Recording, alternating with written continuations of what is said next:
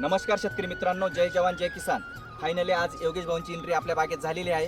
तुम्ही बघू शकतात आपल्या बागेला अजून 1 महिना बाकी आहे, परंतु योगेश भाऊ आल्यानंतर ते खूप खुश झाले। ते बोलले साईज पण चांगली आहे, लोड पण चांगला आहे आणि यावर्षी ॲव्हरेज पण खूप चांगलं निघेल। साधारण आपलं 5.5 ते 6,000 झाडांवर असा लोड आहे। सर्वात महत्त्वाचे म्हणजे माल पिकवणं सोपं आहे या आजच्या युगात, परंतु माल विकणं कठीण झालेलं आहे कारण की व्यापारी तसे मिळत नाही।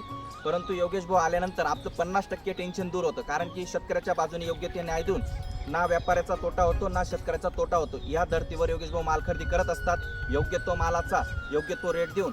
आता मला असं वाटतंय की आता मागे 2-3 दिवसापूर्वी रेट चांगले होते, 191 पर्यंत योगेश भाऊंनी खरेदी केलेली होती आणि आपल्याकडे सुद्धा एक प्लॉट तयार झालेला आहे। तो प्लॉट बघायला योगेश भाऊ आलेले होते, योग्य तो रेट आपल्याला सुद्धा ते देणार आहेत। परंतु माझं शेतकऱ्यांना एक विनंती राहील की योग्य तो व्यापारी योग्य त्या व्यापाऱ्यालाच माल देणं गरजेचं आहे। त्याचं कारण असं आहे की 100% व्यापारी येतात, साईजचा इश्यू सांगतात, डागांचा इश्यू सांगतात किंवा मग रिटर्नचा खूप माल निघतो। परंतु योगेश भाऊंच्या आत्तापर्यंत आपल्याकडे एक 100 टनाच्या पुढचा मागच्या वर्षी सुद्धा रेट माल गेलेला होता, पण खूप काही रिटर्न असं योगेश भाऊंच्या माध्यमातून निघत नाही।